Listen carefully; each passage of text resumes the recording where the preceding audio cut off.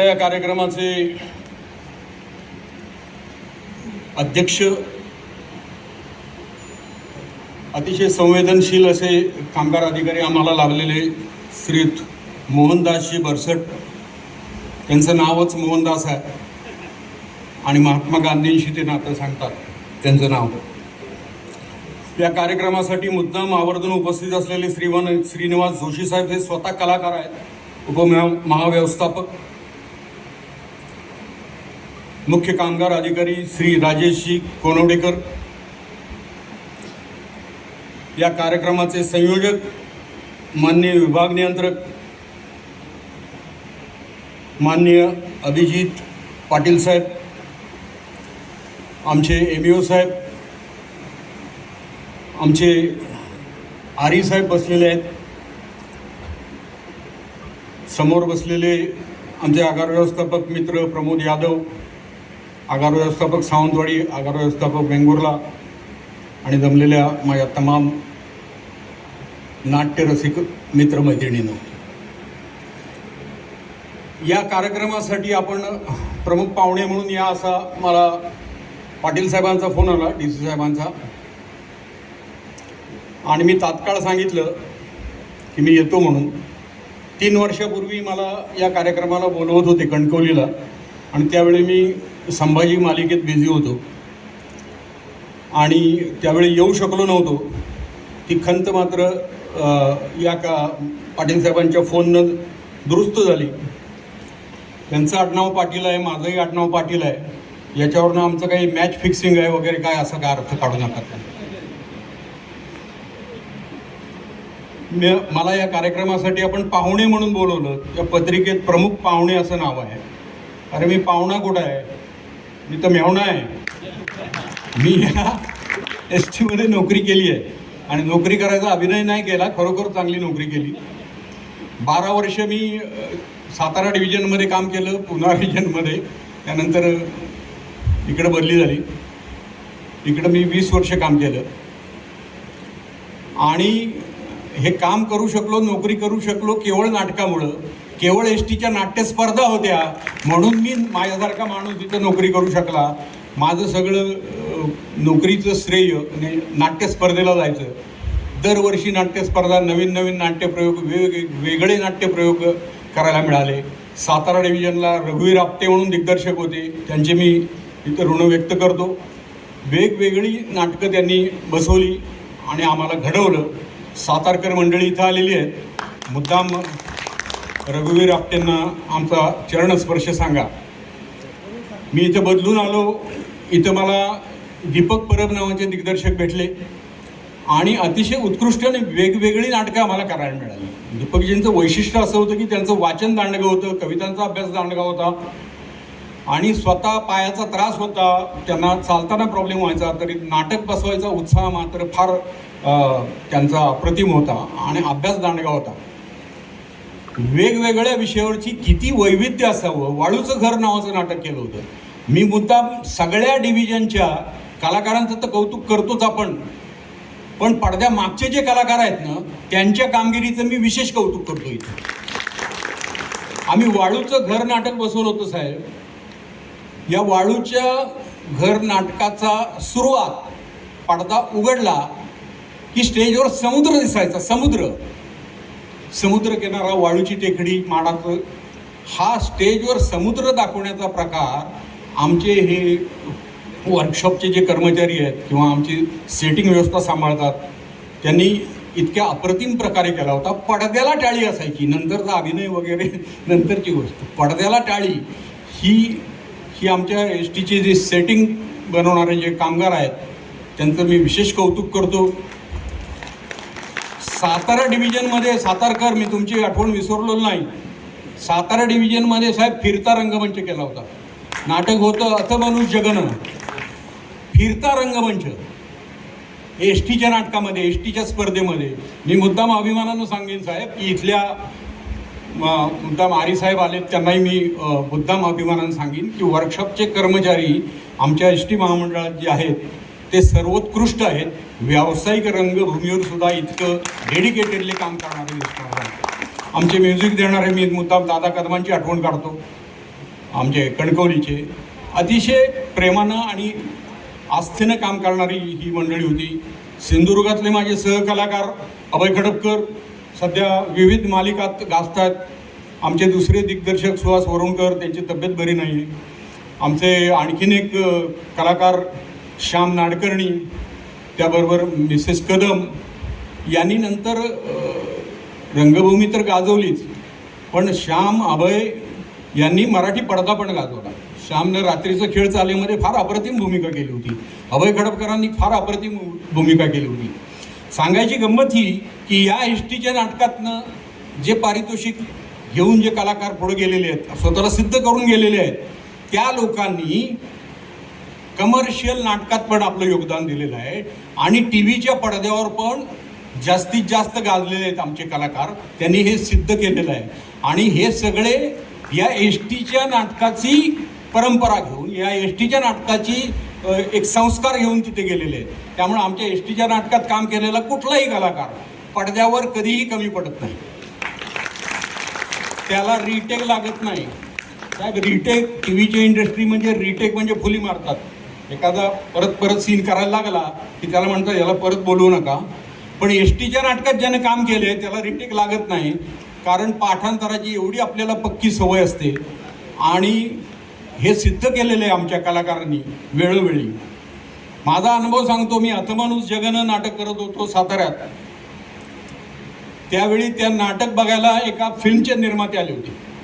त्यांनी ते नाटक शूट केलं आणि दिग्दर्शकाची चर्चा केली आणि मुद्दाम अभिमानाने इथं सांगेन, मी कोणाच्याही दारात फिल्ममध्ये काम करायला मागायला गेलो नव्हतो. एस टीचं नाटक बघून, एस टीच्या स्पर्धेचं नाटक बघून, अभिनय बघून निर्मात्याची गाडी पहिल्यांदा माझ्या दारात येऊन उभी राहिली. काळा तुम्हाला रोल करायचा आहे. आणि रोल कुणाबरोबर? रमेश देव, अजिंक्य देव. त्यानंतर त्याच निर्मात्याच्या ओळीनं एक अर्धा डझन पिक्चर मी केले. कसे केले? कोण कोणाला तसं घेत नाही. आपण काहीतरी सिद्ध करतो, रेप्युटेशन सिद्ध केलो. त्यामुळं लागोपाठ 5 चित्रपटांमध्ये मला रिपीट केलं. आणि मला हे चांगलं माहिती आहे की मी हा वारसा घेऊन गेलो आहे, तो एस टीच्या रंगभूमीचा वारसा घेऊन गेलो. त्यामुळे एस टीच्या रंगभूमीविषयी मी ऋण व्यक्त करतो. त्यानंतर मराठी सिनेमा केला. आणखी एक गंमत सांगतो. एक मराठी सिनेमा केला होता, तुम्ही कदाचित बघितला असेल, पारितोषिक प्राप्त सिनेमा होता, काल रात्री 12 वाजता. त्या काल रात्री 12 वाजतामध्ये मी वयाच्या 35व्या वर्षी 75 वर्षाच्या म्हाताऱ्याचा रोल केला होता. आणि सिनेमामध्ये असूनसुद्धा कुठेही कोणाला असं वाटलं नाही की हा माणूस कमी वयाचा आहे. हा वयाच्या 35व्या वर्षी 75 वर्षाच्या म्हाताऱ्याचा रोल करणं, ही मला जी शिकवण दिली आहे, हे मला जे संस्कार दिले आहेत, किंवा ही मला जी कॅपॅसिटी दिली आहे, हा मला जो आत्मविश्वास दिला आहे, तो एस टीच्या या नाट्यस्पर्धेनं दिला आहे. म्हणून या नाट्यस्पर्धेचं मोल माझ्या दृष्टीनं जोशी साहेब, किरोडेकर साहेब, शेखर साहेब आणि आरीसाहेब कंटाळले नाहीत ना, बोलू ना. म्हणून या नाट्यस्पर्धेचं मोल जास्ती आहे आणि या नाट्यस्पर्धेतल्या कलाकारांना जास्तीत जास्त प्रोत्साहन देण्याची गरज आहे. इथल्या अनुभवाच्या जोरावर, इथल्या निर्णया भूमिका करायला मिळाल्या त्याच्या जोरावर रमेशदेव, अजिंक्यदेव झालेच. मी राजा गोसावींसमोर मोहन जोशी, विजय गोखले, नितीश भारद्वाज, विजय कदम, लक्ष्मीकांत बेर्डे, निळू फुले यांच्यासमोर सुद्धा मी आत्मविश्वासानं उभा राहिलो. यांच्यासमोर सुद्धा मला कधी असं वाटलं नाही की मी कुठं कमी पडतोय. कारण माझ्यावर संस्कार असे आहेत की एकतर चोख पाठांतर, एक शब्द काय इकडचा तिकडं होईल. एक वेळ समोरचा प्रोफेशनल आर्टिस्ट फापलेल, पण एस टीच्या रंगभूमीवर काम केलेला आर्टिस्ट कधी चुकणार नाही, एवढा मला विश्वास होता. यांच्यासमोर मी ताकदीनं उभा राहिलो. त्यानंतर सिरियलचा मध्यंतरी जमाना आला. अमोल कोल्हेंच्या पहिल्याच सिरियलमध्ये राजा शिवछत्रपतीमध्ये मी त्यांचा पहिला पंतप्रधान होतो. म्हणजे बाकीचे पंतप्रधान वगैरे वगैरे नंतरचे सगळे, म्हणजे इंदिरा गांधी, मोरारजी देसाई, आणखी कोण कोण, देवेगौडा, आता मोदी साहेब, हे माझ्या नंतरचे पंतप्रधान. महाराजांचा पहिला पंतप्रधान मी होतो. आणि मला ही संधी एस टीच्या नाट्यस्पर्धेनं दिली. आणि अमोल कोल्हे तर तुम्हाला माहिती आहे, त्यांच्यासमोर सुद्धा एवढा शार्प माणूस आहे, डोळ्यानं बोलणारा माणूस आहे. त्याच्या समोरासमोर माझी सीन असायची. त्यांच्या समोरच्या सीनमध्ये सुद्धा आम्ही कमी पडलो नाही कुठं. ते येऊन पहिल्यांदा सांगायचे, काका आपल्याला असा असा सीन करायचा आहे. आणि आम्ही तेवढ्याच ताकदीनं उभा राहिलो. अमोल कोल्हेंबरोबर मी 3 सिरियल केले. राजा शिवछत्रपती केली, नंतर हिंदी वीर शिवाजीसाठी माझं सिलेक्शन झालं. आणि त्यानंतर मी बाजीराव मस्तानी पण केली नितीन देसाईंची. आणि सगळ्यात शेवटी ही संभाजी महाराजांची स्वराज्यरक्षक संभाजी. स्वराज्यरक्षक संभाजीला साहेब 3-4 वर्षे झाली. हा मोरोपंत पिंगळे स्टेजवर मरून 4-5 वर्षे झाली, तरी अजून आम्हाला त्याच नावानं ओळखतात. मोरोपंत पिंगळे म्हणून नाशिकच्या काही त्यांच्या पुढच्या पिढ्यांच्या घरांमध्ये माझेच फोटो लावला आहे आणि त्याला हार घातले. म्हणजे माझंच मरण मला अशा पद्धतीनं बघायला मिळालं. एक विनोदाचा भाग सोडून द्या. त्यानंतर कंटाळा नाहीत ना बाबांनो, नाहीतर मी माझं भजन सांगायचं आणि तुम्ही कंटाळायचं असं होऊ नये. आपलं लवकर नाही तर गुंडाळून घेतो.